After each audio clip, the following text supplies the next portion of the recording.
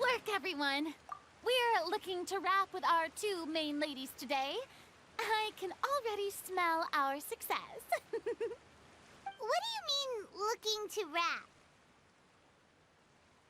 Oh, aren't you the expert now?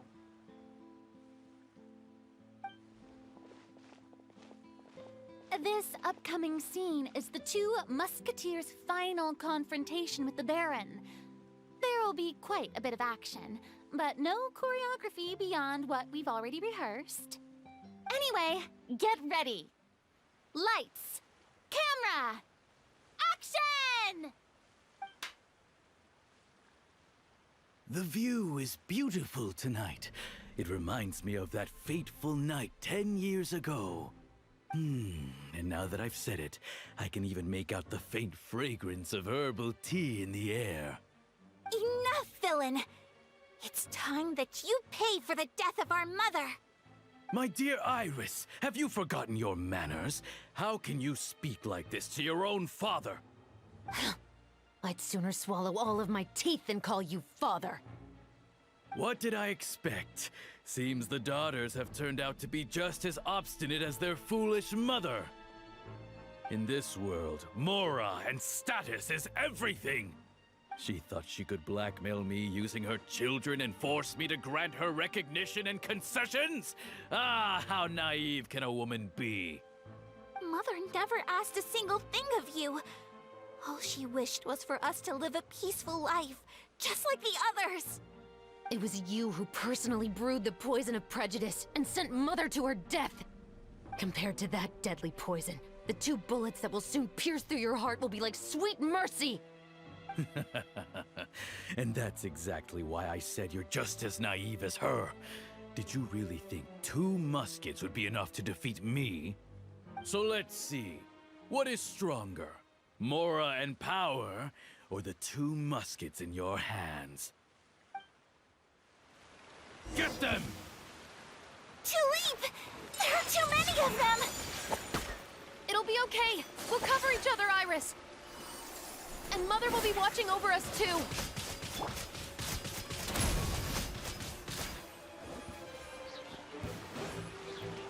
You asked for it!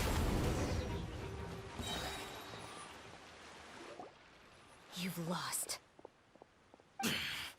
To think I'd lose to my own 2 kids. We are no children of yours, and we'll never call that place our home. Then tell me, what did you do all this for?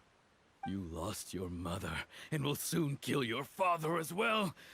What will you gain in the end, other than sentences for your crimes? We will gain our long-awaited justice.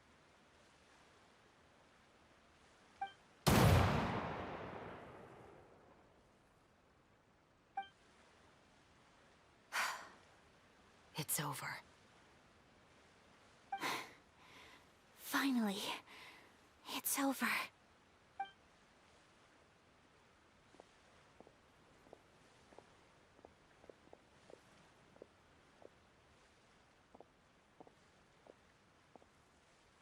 So, where will you go now, Tulipe? I'm not too sure, Iris. Maybe somewhere with lots of flowers? After all, Mother always did love going where the blossoms were.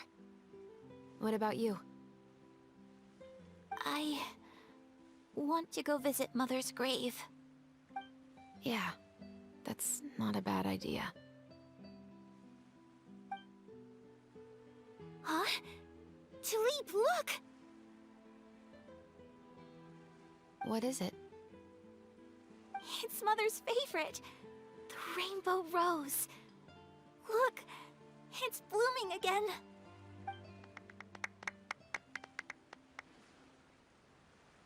Excellent! That was beyond mesmerizing. Even I didn't expect this scene to go so well. And we got it in a single take. All right, everyone. We've got a wrap for Tulipe and Iris. Congratulations, Ayaka and Chevreuse! Thank you. I didn't expect our parts to wrap so quickly. I wish I could savor the experience for just a bit longer. Paimon totally understands. Paimon's not ready to say goodbye to the clapperboard either. Filming has really been a lot of fun. You were great too, Chevreuse. The way you said, long-awaited justice. It gave Paimon chills. That is indeed my favorite line in the whole book. I still remember trying to act it out in my room the first few times I read it. Whoa, Paimon would have never guessed you're that type. Who doesn't like stories where the guilty are punished and justice prevails over evil? Don't forget, I'm the captain of the Special Security and Surveillance Patrol. Captain, I have something urgent to report. Please excuse me, everyone. I'll be back in just a moment. It's okay, don't worry about us.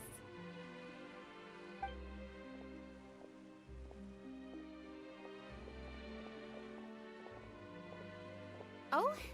Was she whisked away by work already? I was just about to tell her how great she did.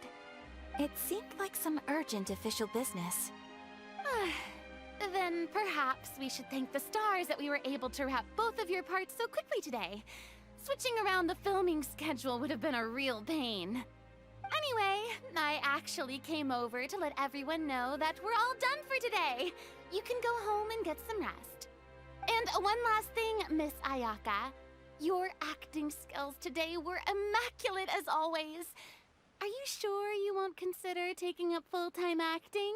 See, I just happen to know this great troupe that's still looking for a lead actress. Thank you for your kind words, Director Furina.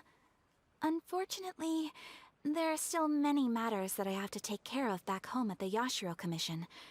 I cannot remain in Fontaine to pursue an acting career. Nevertheless, I will make sure to treasure this incredible opportunity in my heart. Oh, that's a shame. But I understand. Just let me know if you ever change your mind. I believe it's also about time for me to take my leave. But hopefully I'll see you on set over the next few days. Even though my part's wrapped, I'd still like to swing by and help out the crew. See you tomorrow, Traveler and Paimon. Yep, see you tomorrow. Well, what should we do next? Maybe we'll go investigate the case some more with Chevreuse today. Traveler, Paimon, please come with me. Huh? Where are we going? You could say that our ship has finally chanced upon one of those small, remote islands of intel.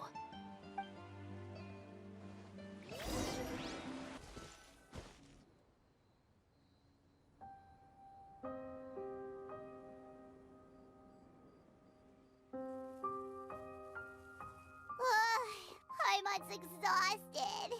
Paimon definitely didn't expect having to float this far after a full day of filming. So, Chevreuse, why did you take us here? Affirmative. It wasn't anything conclusive, but it should show us a clear way forward. Have you ever heard of someone by the name of Emily? Oh, you mean that famous perfumer? She's a good friend of mine. She's lent me her aid several times in the past to resolve some difficult cases. After I discovered the rainbow rose at the scene of the murder, I sent it to her. After all, she's probably the foremost expert on flowers and scents in all of Fontaine. And then? There was nothing remarkable about the flower or the trace amounts of soil left on it. But according to Emily, the rainbow rose left by the killer was derived from a very rare cultivar. Huh. Paimon didn't know that there were different varieties of rainbow rose. Paimon just thought they grew everywhere in the wild. Flowers that are deliberately cultivated will always show some different features from those that bloom in the wild.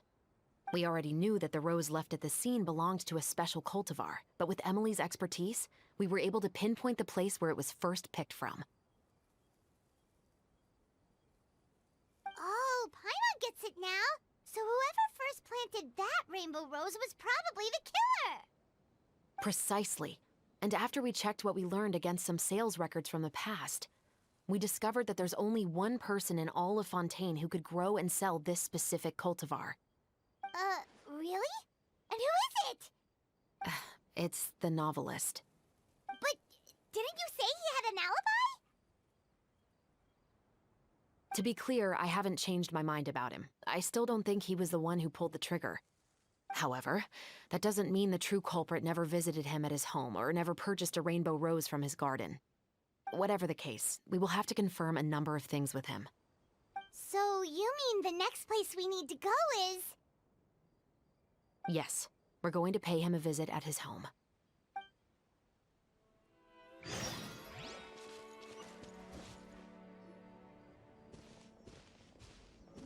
That should be his house. There are so many Gardamex stationed around the place.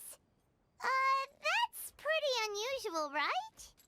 According to what he told me last time we spoke, he hired them so he won't be harassed or disturbed. Huh.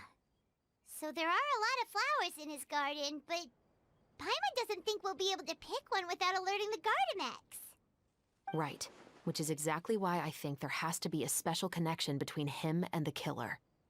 So, should we knock? Just wait here for now. I'd like to take care of a number of those Gardamex first. But they're so far away. How are you planning to do that? Don't forget, Paimon, I'm actually the real-life captain of the Musketeers.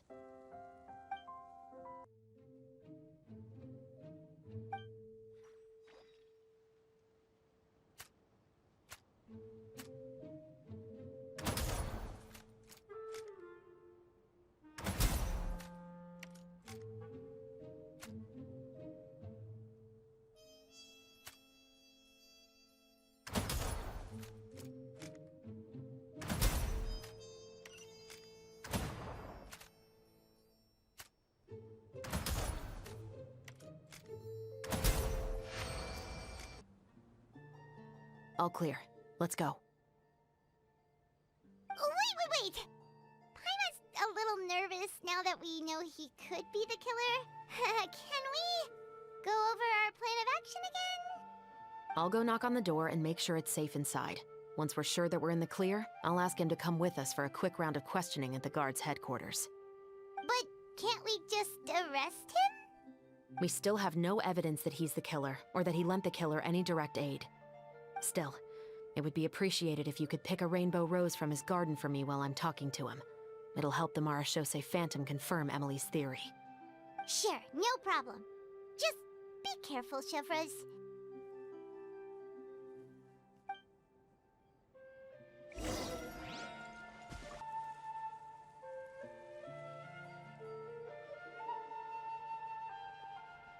Excuse me, Mr. Baptiste, are you home? Who could it be at this hour? Oh, it's you, Officer Chevreuse. Would you mind accompanying me to the guard's headquarters, Mr. Baptiste? We would like to ask you some questions about a case. Oh, is it still regarding the murder case from before? I cannot confirm or deny that at this time. So it is then. Listen, I need you to come with me, Mr. Baptiste. Miss Chevreuse, I'll save you the trouble. Oh, and you two over there? There's no need for you to pick my flowers either. It's not time for them to bloom yet. Oh! Okay.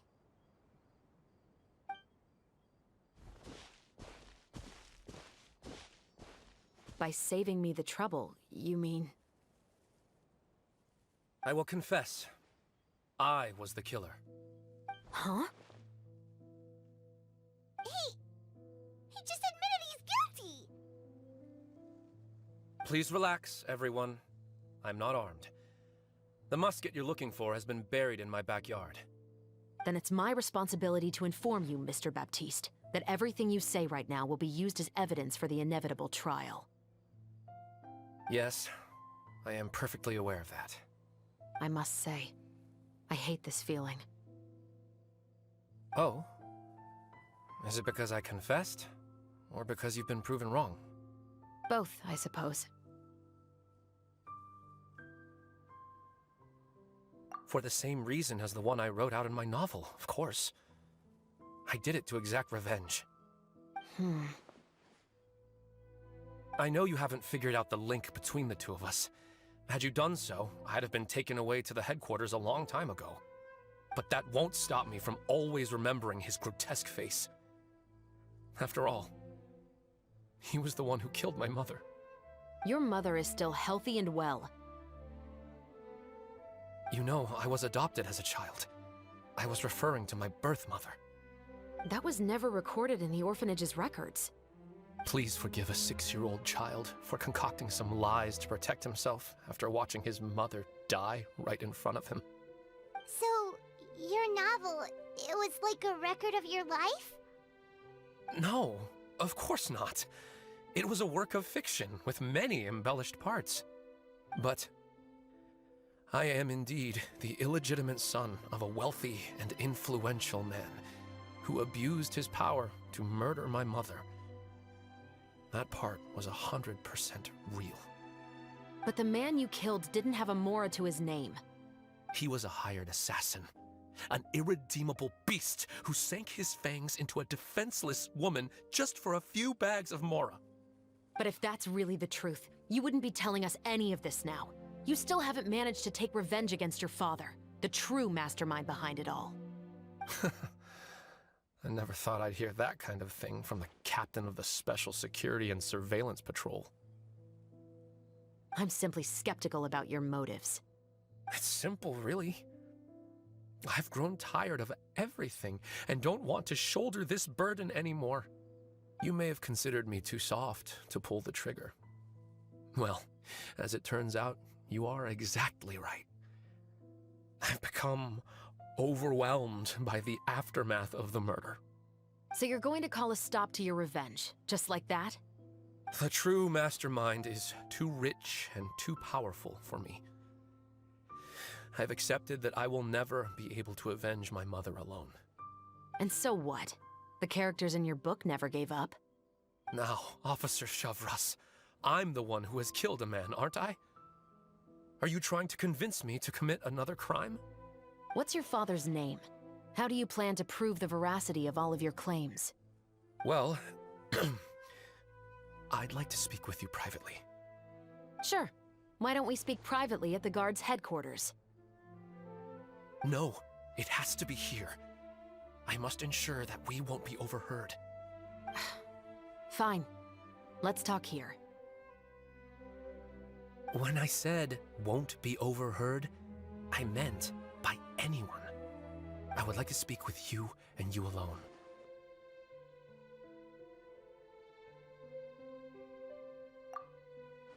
Thanks. I appreciate it. Please stay safe, Chevreuse.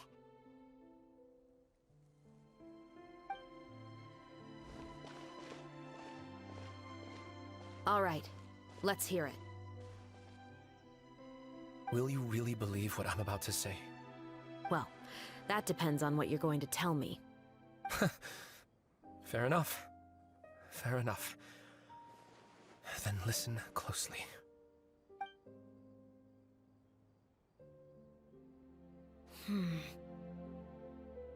So that's how it's all connected. So, it seems you believe me after all. Do you want me to go public with this? No, of course not. At least, not right now. Then why did you bother telling me? You've read my work. What do you think? Even if you were to go public with all of this right now, he'd simply deny everything. It's been too long. Almost 20 years. Anything that could be used as evidence has long faded away. Even if there might have been a solitary island of truth once upon a time, it has long sunk beneath the waves by now. Justice will never find him. Not if you don't try. I know that as the captain of the Special Security and Surveillance Patrol, you will always stand on the side of justice. But do you really think a cushy life in prison really constitutes justice for him? I bet he could lead an extremely comfortable life in the fortress of Meripede. What are you trying to say? I've been observing you from a distance. Your portrayal of the musketeer was exquisite. Pull the trigger of justice against him. Let the villain get what he deserves. You want me to let you go so you may complete your revenge? No, Officer Chevreuse. I know that would be impossible. No. What I'd like is for you to perform the deed on my behalf. Oh, Chevreuse sure is taking her time. What could they be talking about anyway? Oh, Paimon's worried. What if he decided to attack her? Oh, you do have a point. Still, do you have any idea who the rich person might be? And why the novelist doesn't want us to hear what he's saying to Chevreuse? Sorry to keep you waiting, you two. Hey, how did your talk go? I've already sent someone to escort Baptiste back to the headquarters for questioning. He wasn't lying about the musket. It was indeed buried in his backyard. But what about the name? Did he tell you the name of the rich guy? Yes, he did. But for now, I have to return to the Special Patrol. There are still a few loose ends I need to tie up.